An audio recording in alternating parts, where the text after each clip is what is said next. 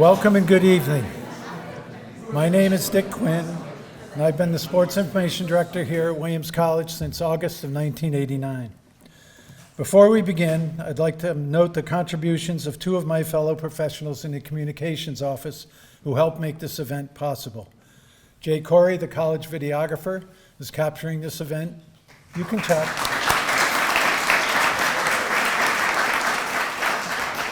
For posterity and for those parents who are unable to attend in person. And then Noelle Lemoyne, who's hiding someplace, but she's the glue.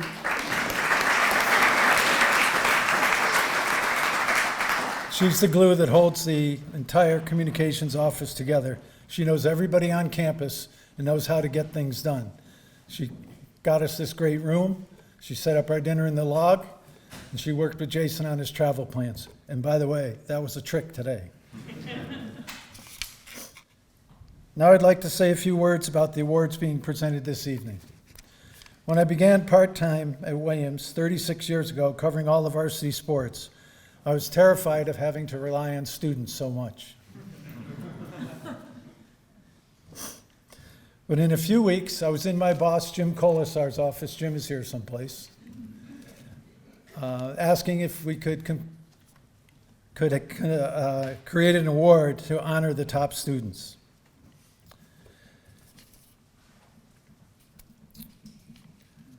They were and continue to be amazing. I'm not saying good, I'm not saying very good, I'm saying amazing. The first award, created in 1990, was the Deford Award, which honors outstanding achievement in writing, photography, and statistics. In 2010, the Pinsky Award was created and is now given to the top student public address announcer. Frank Deford is my all-time favorite sports writer. Perhaps many of you know him from the books he has written, his work in Sports Illustrated, or his many NPR sports moments that created driveway moments for people going to work.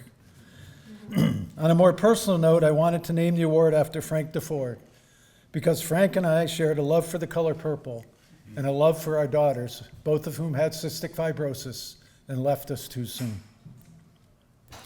So, through a Williams connection, and there's always a Williams connection, I obtained Frank's home number. After my family and I spent some time with him at his Connecticut home, Frank agreed to come and present the first award in 1990. Frank came back several times over the years. He also received an honorary degree from Williams, as well as a National Humanities Medal from President Barack Obama. Aaron Pinsky was a passionate and talented broadcaster of Williams athletic events, a top-notch student, and a wonderful musician. Two of Aaron's friends, Mike Needham and Zach Ullman, asked me in the fall of 2009 if an award could be created in Aaron's name so he would know he would never be forgotten at Williams. Mike and Zach were able to tell Aaron about the Pinsky Award before Aaron passed away from an incurable form of brain cancer. The first Pinsky Award was presented in 2010. Tonight, we are honoring 13 truly outstanding Eph Sports Information contributors with our two awards. Aaron's sister, Rachel, is with us tonight. I would like Rachel and Jillian McDonald, the Assistant Athletic Director for Facilities and Game Management, to come forward to present the 2025 Pinsky Award.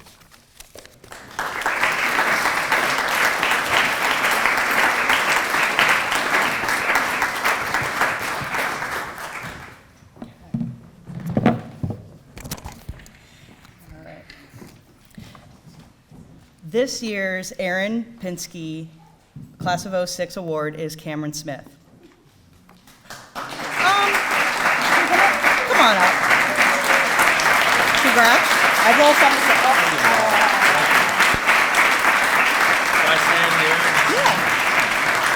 Okay.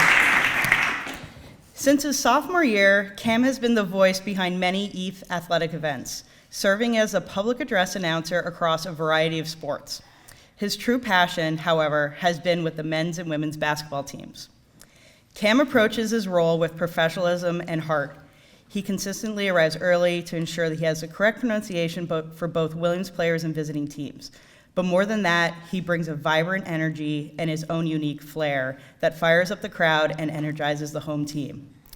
Williams coaches often request Kim specifically, especially for the important games like senior games. During his junior year, Cam took the initiative to elevate the game day experience by proposing music to accompany the starting lineup announcements, emulating a professional arena atmosphere. It was an instant hit.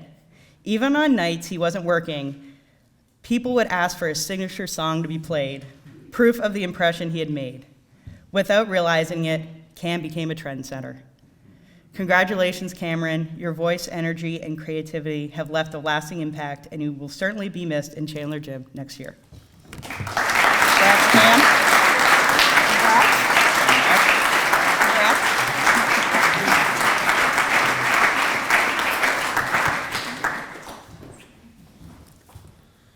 Trevor Winters, Manager of Athletics, Statistics, and Record Keeping, will now present 3 Deford Awards to members of his in-game stats crews.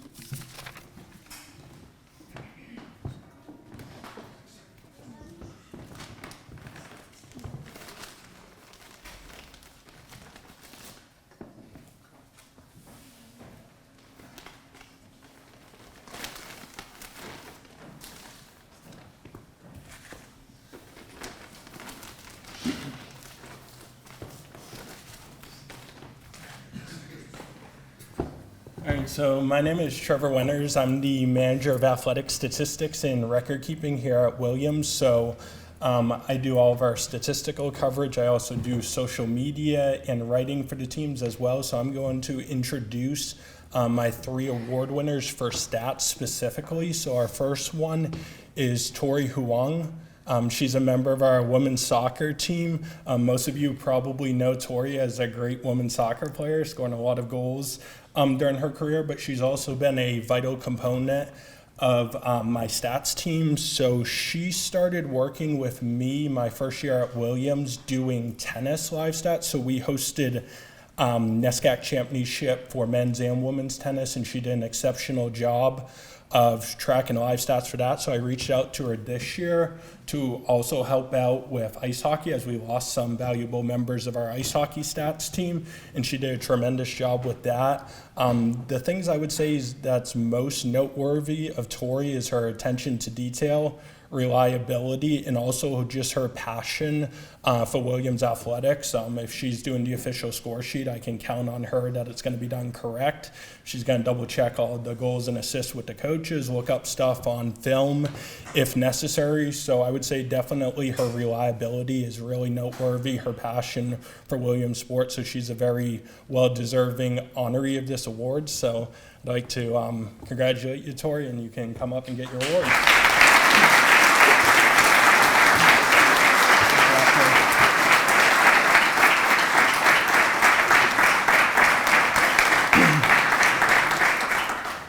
All right, so my second award winner has been with me since day one at Williams. I started back in the fall of 2022. James O'Connor. He started out actually doing football stats with me, but I would say he's made his biggest impression doing volleyball stats. Like, he's been exceptional with volleyball stats, and for anyone who has done stats before, I think we all know that volleyball is the most difficult one to do because of the pace of play and just like there's not much time in between points to fix things. So you really have to be on top of it. So I would say he's been an incredible member of the volleyball stats team. The other thing that I really appreciate about James is his commitment to the sports information field, because even during his season, when he's playing baseball, he's still someone that I can rely on when they're on their spring break trip to help me with our Game Changer app, to keep track of live stats, to make sure that we're getting stuff up on the website quickly. So I think his commitment to Williams athletics has been great. He was also a very important member of the ice hockey stats team my first 2 years.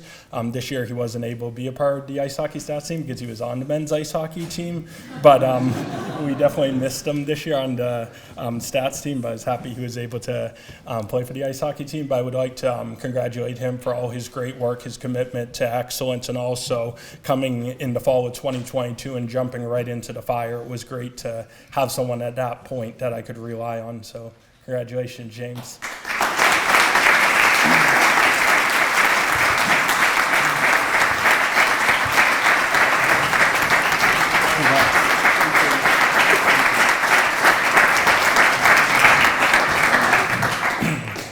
All right, so I have one more award winner. This is the only one who's not an athlete, but she's very important still, Nicole Albright. She's done an excellent job for all of the seasons. She helped me in the fall with soccer and field hockey, in the winter with ice hockey, and then the spring with baseball and softball. And I think she's done an incredible job with baseball and softball, because with baseball and softball, you really need to know the game in order to do the stats, like earned and unearned runs, like when to credit an RBI, like all those little things during baseball and softball games that come up. And she was always on top of knowing all the rules of the game and making sure everything was accurate. So I really appreciate her attention to detail, and want to congratulate her with an award as well.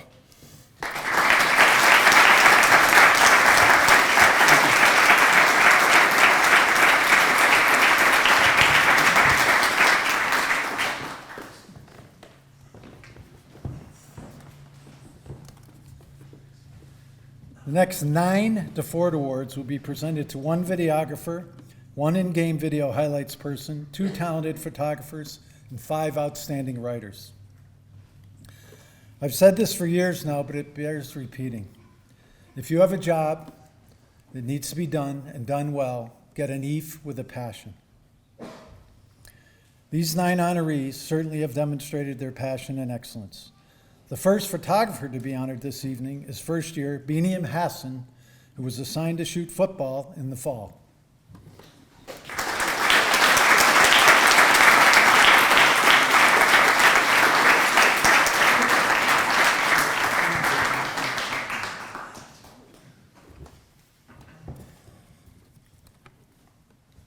I told Beniam I would meet with him on the sideline of the first home game to make sure he knew what to shoot, but more importantly, where to shoot from so he would not get injured.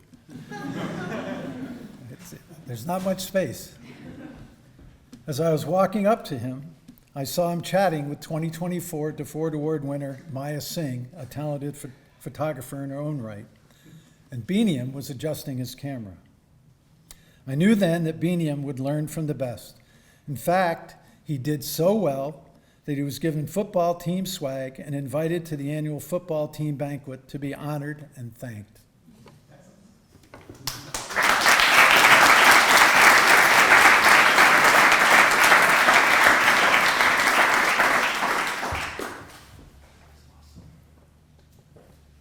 Sophomore Shiv Patel has shot 7 different Eph teams in his first 2 years in Eph Sports Information: men's and women's cross country, wrestling, men's and women's lacrosse, and men's and women's swimming and diving.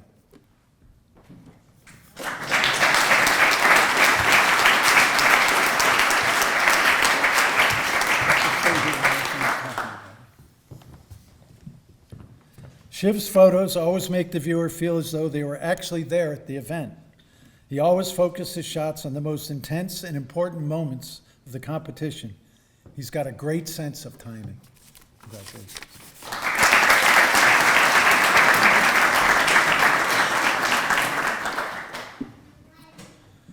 Junior Margaret Hewlin is being honored this evening for her work on capturing video highlights from our webcast for women's ice hockey and women's lacrosse.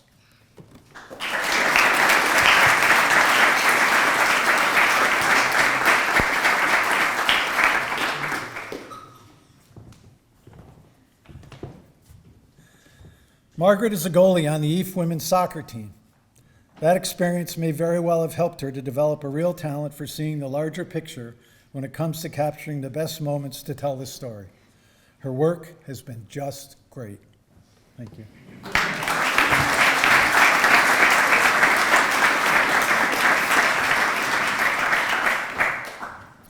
The first of our 5 writers to be recognized this evening is senior Rika Yahashiri, who is a member of the women's swimming and diving team. Yes,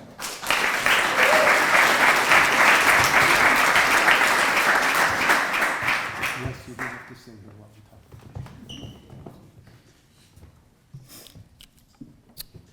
In season, Rika covered the women's swimming and diving team, and then in the postseason, she covered the men's and women's team members competing in the NESCAC and the NCAA championships. Knowing and competing in the sport is obviously a plus for a writer, but delivering a story in a form that any reader can relate to is a gift. Her anecdotes add wonderful color to her coverage. Thank you.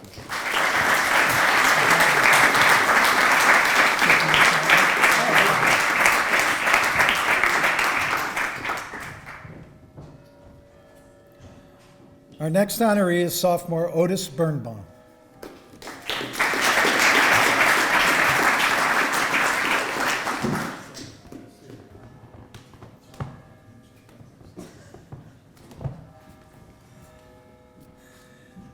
When I interviewed Otis for the job of writing up men's soccer games, I was most impressed with his knowledge of and passion for the game of soccer. Otis hails from LA, and his family has season tickets to the LA Galaxy, the reigning MLS champions.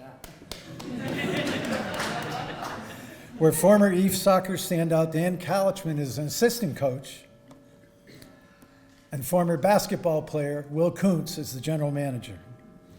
It does not take long for readers of Otis's stories to know they are being taken inside the game, with his ability to describe how and why play was unfolding on the field. He writes like a pro.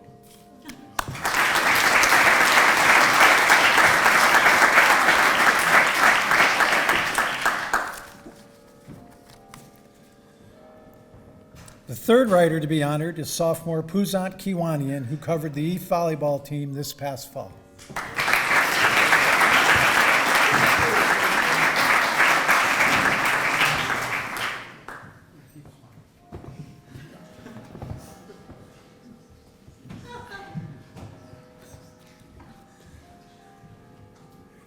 Puzant's passion for the game of volleyball is evident in his match write-ups as he describes the ups and downs of the match while focusing on important points in clear detail. His ability to help the reader visualize the match is most impressive. Congratulations.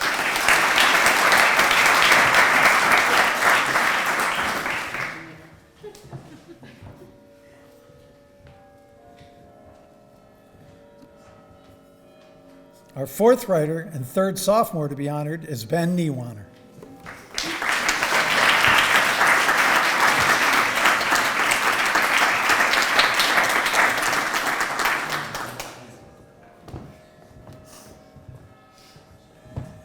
Ben joined Eph Sports Information this fall and covered the Williams football team.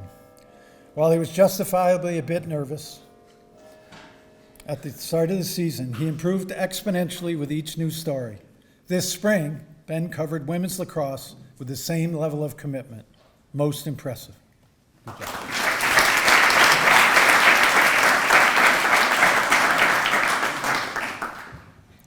Our fifth writer honoree and fourth sophomore to be honored is Atticus Ross.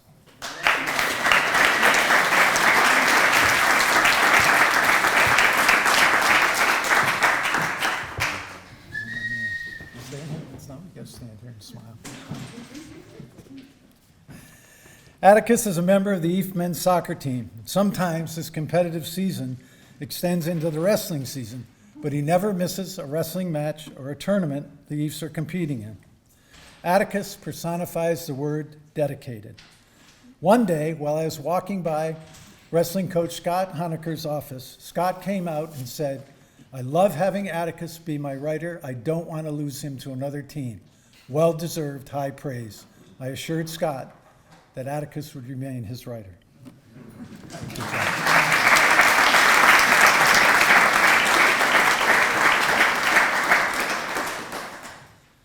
Last but not least is sophomore Elizabeth Cheng, who reached out to me about video opportunities in Eph Sports Information last fall. As luck would have it, Williams Wrestling was celebrating its 100th year of competition.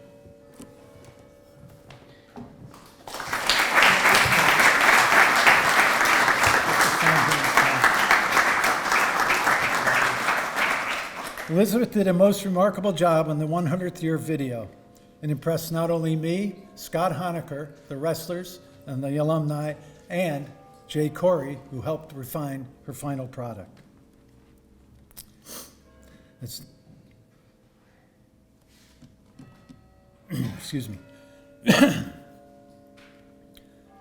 She's not going very far because she's going to help me with one other thing, right? Yeah, the phone. Okay. The good news for next year is that Eph Sports Information team will have 9 returnees who are Deford Award winners should they choose to continue. And now I'm excited to introduce Jason Hare.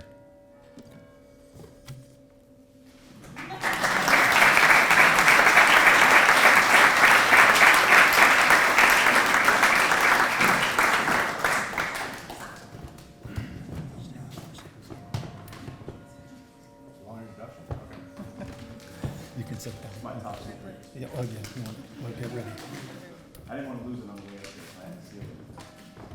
Sorry. You're distracting me. Our featured speaker tonight is Jason Hare. He received a Williams Bicentennial Medal for his work on the widely popular documentary called The Last Dance about NBA great Michael Jordan. Jason's Bicentennial Medal ceremony was on Zoom due to COVID. Near the end, President Maud Mandel said, "Jason, you've done a lot in the world of video. What do you hope to do next?" Jason responded, "I'd like to give someone in an underrepresented population a chance in video." I made a mental note to reach out to Jason regarding Rebecca Quo, who was a standout student videographer for Eph Sports Info and past Deford Award winner. Not 15 minutes after the Zoom, my phone rang, and it was Jason calling to thank me for recommending him for the Bicentennial Medal. I told Jason I did not recommend him directly, as I'd only suggested it was time to recognize an Eph in the world of sports with a Bicentennial Medal.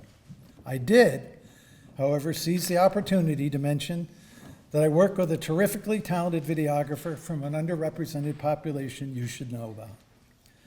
Jason told me how busy he was, but he said, "Have that student send me 3 clips, I'll watch them and respond." I told Rebecca about the opportunity, and I think at first she didn't really believe me, but she did send the clips.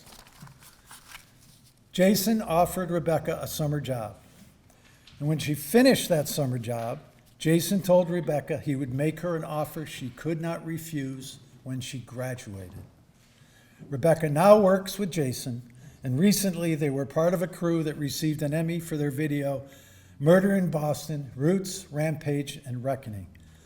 Williams connections are priceless. Back in the day, Jason played baseball for the Ephs and teamed up with baseball teammate Matt Marvin to call the Williams football games on radio station WCFM. Jason and Matt Marvin, along with Eph alum Steve Epstein, were on the call for one of the greatest Eph upsets of Amherst in football in 1997. Jason and sometimes Matt would come to my office a few days ahead of a game they were going to broadcast on WCFM to talk about what to expect on Saturday. In 1997, the Amherst team was 7-0-0 and had allowed but 45 points in their first 7 games. Legendary Eph head coach Dick Farley told the Sideline Quarterback Club, "I don't think we can stop them." That's funny. Dick Farley, always a ray of sunshine. In 1996, Williams had driven 98 yards on their final possession to deny Amherst a perfect season.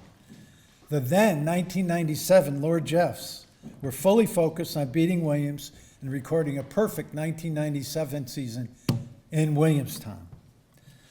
When Jason came into my office a few days ahead of that game, we chatted for a while, and he asked me what I thought would happen. I said, "It's Williams versus Amherst. Something crazy is going to happen." "Like what?" Jason asked. I joked, "The Ephs will win by a field goal." Now, Williams had not kicked the field goal in 19 games. The kicker was one of my roommates. What's that? The kicker was one of my roommates. Okay. He told him that. And I did not know that the Eph team had actually discovered a field goal kicker at practice a few days before the Wesleyan game. Honestly, I was just throwing out a wild idea to make a point. Although the Ephs led 24-7 at the half, everyone knew Amherst would come out firing in the second half. When Amherst scored with less than a minute to go to make the score Williams 45, Amherst 44. The Lord Jeffs lined up to kick the tying PAT, but they snuck a wide receiver out to the left, and the holder caught the snap, stood up, and threw the pass and put Amherst ahead 46-45. Williams drove down the field, and when the Eves got to the 10-yard line with less than 10 seconds to go, out comes newly christened field goal kicker Colin Vataha, who had made all of his PATs and field goals so far that day. Then, this is what happened. Here we go, a 26-yard field goal. If you're a religious person, start praying. Let's go, please make this. Ball down. Check out. It's good! Down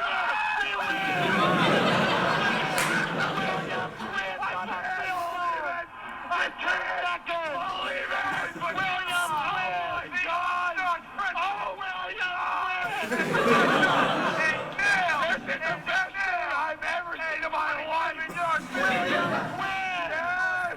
A 2-point, yes! The most amazing athletic contest! 41 years! Unbelievable! In the history of Williams Amherst, I highly doubt it's ever been this exciting. The greatest game in Williams Amherst history. Unbelievable! Enough about this Williams team coming out here. 14-point underdogs according to Frenchie Fields and Gear. And the whole reason this was a good game is because Matt Marvin, Jay Hare, and Steve Epstein are calling it. Bringing it to you live from Weston Field.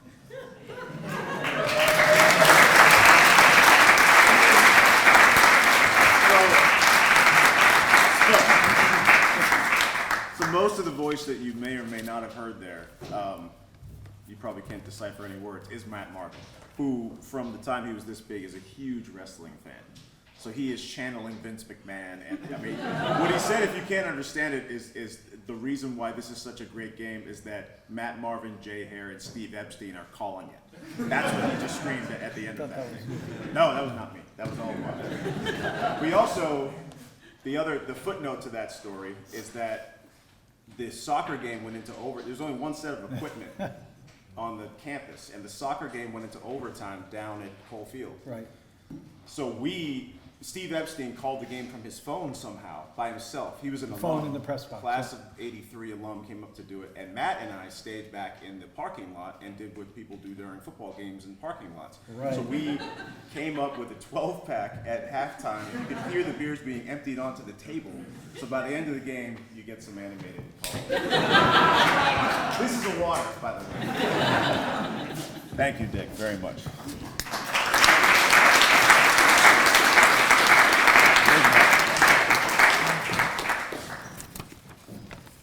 I did not know that was coming. I may have rescinded my acceptance. Does this work, by the way? Hello, hello? So, thank you, Dick. I have to be honest, returning to Williams to give a speech in Griffin, of all places, feels like a bit of a cruel joke. It was right upstairs, up the stairs and to the left, Griffin 4 or 5 maybe, in the spring of 1998, that I bombed my oral presentation in a history seminar so badly that I'm still expecting a call from President Mandel's office to rescind my diploma. I came to Williams from Newton, Massachusetts, a skinny left-hander with a 79-mile-an-hour fastball, a lot of questions, and a dream to be a filmmaker. I was the youngest of 3 brothers, and my path to this podium began in our backyard, where I would chase them around with a video camera making movies before I even knew what editing was. Here at Williams, there was no film program, no training in production, so I majored in English, and I did my best to tread water in a sea of truly gifted students.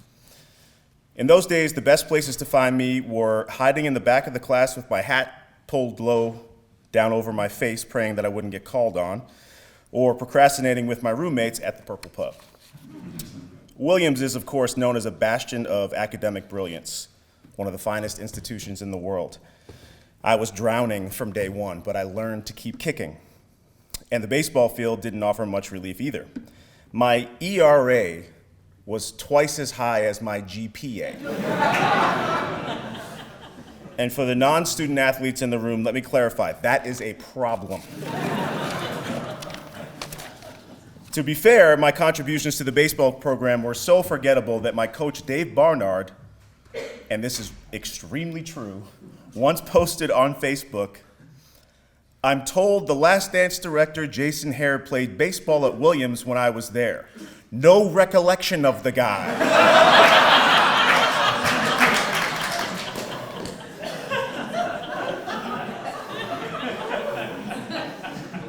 All right.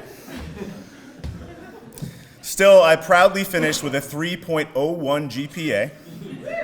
Thank you.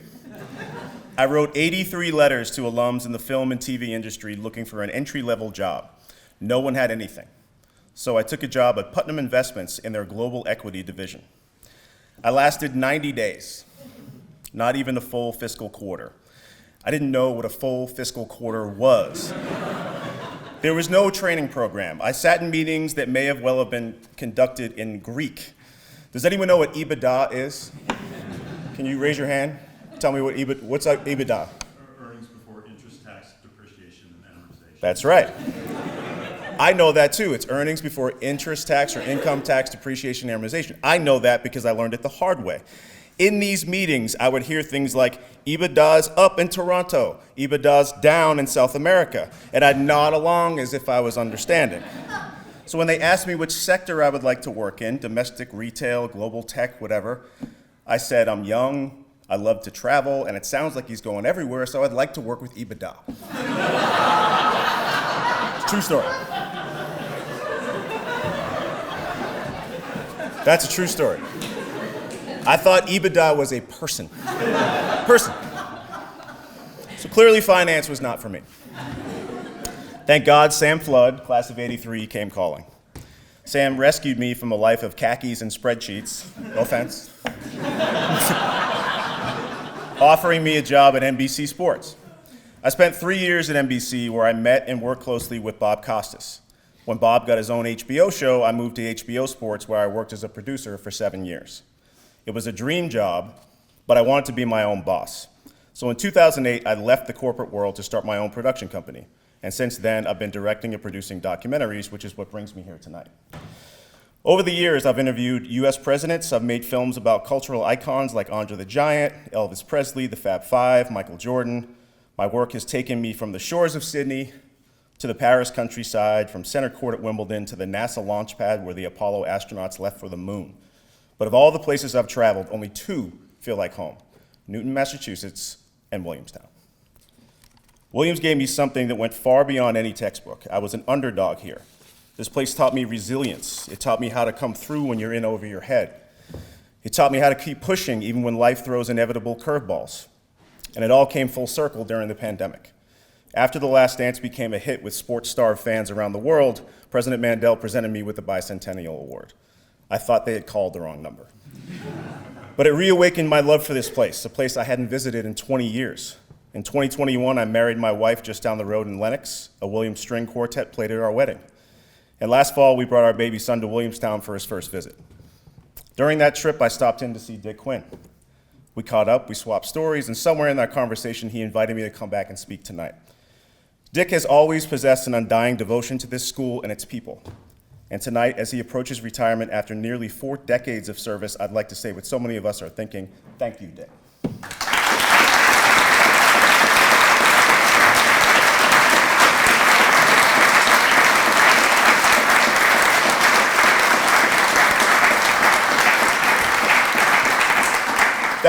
Thank you for your kindness, for your insight, for your wit, for being a steady, generous presence in the lives of generations of Ephs. So yes, it's with great pride and still a little bit of disbelief that I return to honor both the students and Dick tonight. It's funny how life circles back. I came here as that skinny kid with so many questions about life. I left with no idea where life would take me, but with the tools to figure it out. So thank you, Williams College, for the friendships, the lessons, the frigid winters, the glorious springs, and even the oral exams that I bombed upstairs. 27 years later, it is so good to be back home. And with that, if anyone has any questions, I'm happy to take them, unless it's about finance, and you can direct those to Mr. Ibada.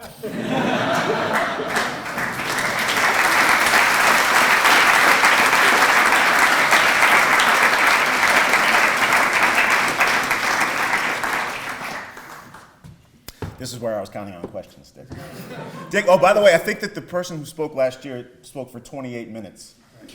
This is the only speech that I have made in my life since that, I swear to God, since that day in 1998. I've done like career day at my niece's school and stuff, but this is the first time that I ever spoke, like got up with a piece of paper and spoke.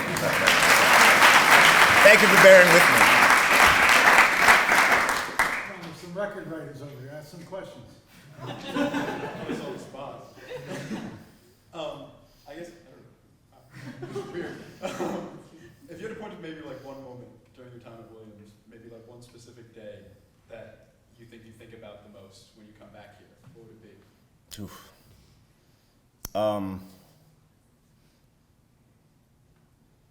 That's a really hard one. It's not a specific day. I mean, I drove straight down to Poker Flats when I got in last night, just to see what it looked like, and it's amazing what conjures it. The same smells, the same sounds, the same senses. I feel like I'm 21 years old again. I played golf with Coach McCormick and a couple of his assistants today, and just looking up from one of the tee boxes at Morgan, where I lived as a freshman, all of that comes flooding back, and it reminds me of. I'm sure I was worried about stuff that seemed very important at the time, and I'm not saying that students' concerns at the time right now are not important, but it made me wish that I could be back there and enjoy that time again without stressing out so much about what was going to happen down the future. I've been a warrior my whole life, and I just wanted to grab that kid and be like, hey man, this is a really fun place. You should just relax and kind of like take a deep breath and smell the roses and enjoy it. But there's not a specific day, but it certainly is a very, very happy place for me to come back to. I'm curious for choosing which documentaries to cover, which stories you're curious about for your work. How do you go about that process? And like maybe what's kind of sparked your curiosity for some of the projects you've worked on? I think the thing that attracts me most to a story is polarizing figures who are maybe misunderstood, and trying to get people to take, myself sometimes, to take a fresh look at someone. I'm doing a documentary right now about Novak Djokovic, the tennis player. And I initially said no to it because I didn't care for him or his views. And then I thought about it some more and did more research, and I spoke to him, and I still don't agree with him on a lot of stuff, and he knows that, and we have a healthy respect for each other. But making people reconsider what they thought they knew, and making people reconsider an event or a person that they thought they knew in a different way, that's what attracts me to storytelling the most. Let's see. For like a sports story versus, I don't know, documentary filmmaking in general, what do you think like sets it apart, or what's something that you're especially kind of, you find like is especially powerful about covering sports? I think good sports stories are good human stories. So if people watch The Last Dance, they could relate to someone who's got an unrelenting drive for greatness at the expense sometimes of his own happiness and the relationships with people around him.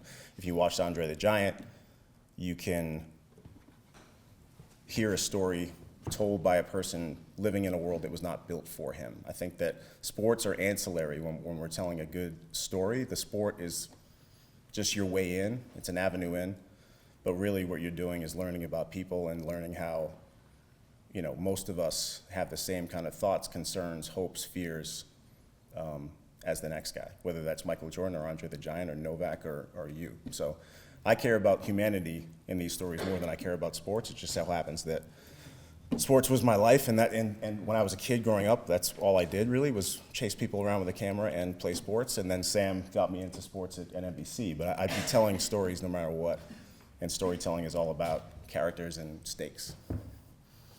What's something like interesting or unique you understand about people when you interact with like all these like top professional athletes? That everyone's much more similar than you think. And that people who you think live in these ivory towers and have perfect lives and make so much money and have a lot more commas in their bank account than you do and have 6 houses all over the globe, they have the same, oftentimes more stress. It's really kind of democratized or equalized humanity in my mind to see people who live at the absolute top and the absolute bottom, and that there's not really that much of a difference between any of us. Do you have a favorite sorry? Do you have a favorite documentary, film, or movie? A favorite, I love Errol Morris, everything that Errol Morris does, I'm a huge fan of. He's a hero of mine as a filmmaker. My friend Ezra Edelman made the OJ documentary, OJ Made in America. I think that that was brilliant.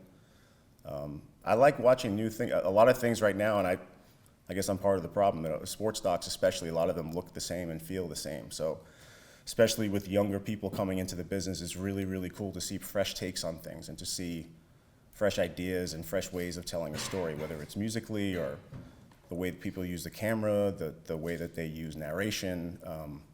I like innovation, so that's what I look for in stories. I'll take one more, and then I have to throw it to someone.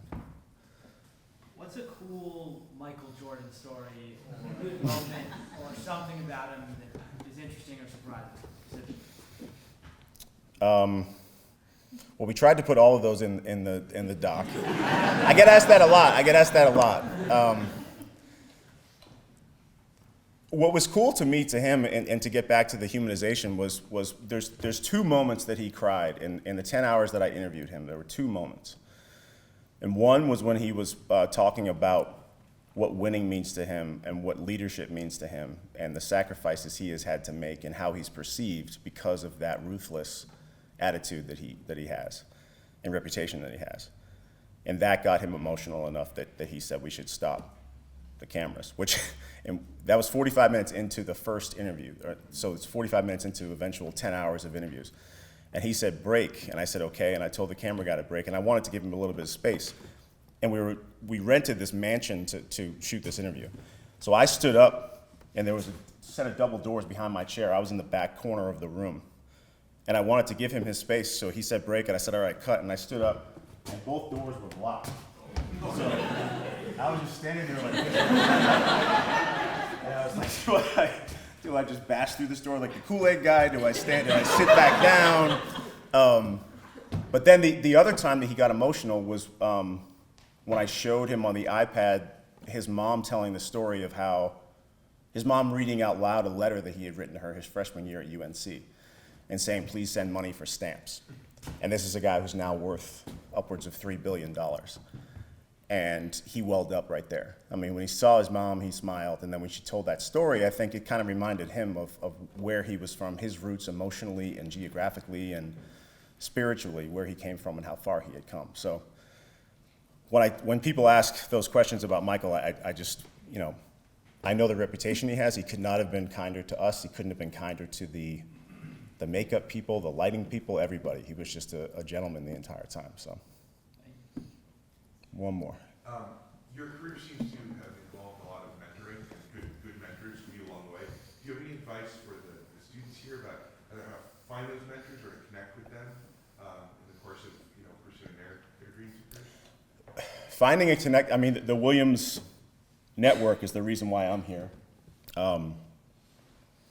Sam Flood, the guy who hired me, I think at this point there's probably 15 people in his pipeline, maybe since 1996 with Pete Regaris. I mean, he's kind of created a little cottage industry of Williams people. It's really, I get a lot of incoming requests and emails and Instagram messages and things like that. And you can tell if it's a form letter or you can tell if someone is specifically writing to you for a reason and saying, listen, this moment in this film that you did really inspired me. I'm interested in this part of you can tell if someone's just saying, basically, find me a job. Can I work for you or work for somebody? Or if someone's saying, this is what I'm interested in about the business. Can I have 15 minutes of your time to discuss this and how I might get into it? So I would say the more personal and specific, the better and if you make it a form letter that's just a Mad Lib and you're throwing in names, it's obvious. But if it's someone that you want to, that as a student you want to connect with or as an incoming job applicant you want to connect with, that's going to be obvious too. The other thing that I always I used to tell interns when I worked at HBO, and I tell young kids now, is that I'm amazed at how pervasive mediocrity is out in the world. I really am. That you get to these corner offices and meet these people, and there's so few truly impressive people that it doesn't take much to separate yourself. So I would tell these interns, like, One thing a day. You overperform one thing a day. You get coffee quicker than people thought. You make a copy quicker than people thought. You find a shot that the director may not have known was there. One thing a day. That takes 15 minutes. If you overperform 5 times a week, that's 20 times a month, that's 60 times a summer. I promise you, if you impress people 60 times in a summer, you're going to separate yourself. It doesn't take that much effort and energy. It just takes focus on doing that one thing better than you did it the day before. So I'm going to stop because I've been talking for too long. I mentioned President Mandel earlier, and I think there are a few words that she would like to say tonight. Madam President, the floor is yours.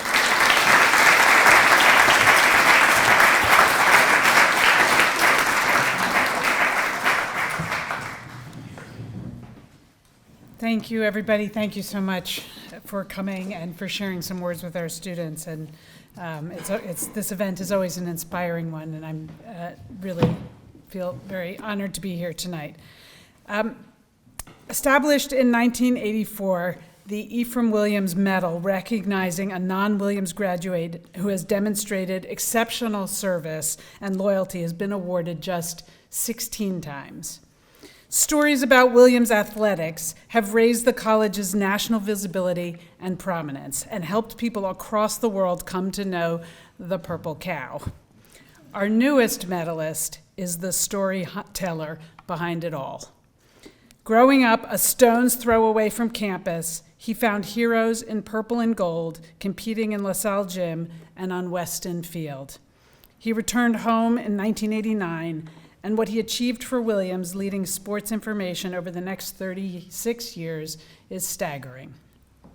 Thanks to him, the New York Times has reported on the biggest little game in America, and ESPN broadcast College Game Day from campus. 47 EIFs have appeared in Sports Illustrated Faces in the Crowd. Announcements of Williams' 22 Directors' Cups have equally highlighted Williams' strengths in athletics and academics, and so much more. Due in no small part to his work, Williams is now widely regarded as the model small college athletics program. But what's most special about his contributions is the way he's done it all, and you can see it tonight with and through students. His army of student assistants have covered teams as writers, statisticians, photographers, videographers, and broadcasters. He's been a devoted mentor and friend as they've found success and acclaim and as they've continued their post-Williams journey. It is not hyperbole to suggest that the Williams Sports Info Mafia rivals the Williams Art Mafia in terms of alumni influence, and he is the beloved Don. The pride he takes in the success of our students, both on and off the field, comes through in any and every conversation that you have with him. To recognize their extraordinary contributions, he created the Frank Deford Award and the Aaron Pinsky 06 Student Broadcasting Award that we celebrated tonight, believed to be the only awards of their kind in college sports. Only at Williams, as he so often remarks. As he prepares to retire, let us honor this extraordinary son of Williamstown, this champion of Williams students, our beloved Associate Director of Communications and Director of Sports Information, Dick Quinn.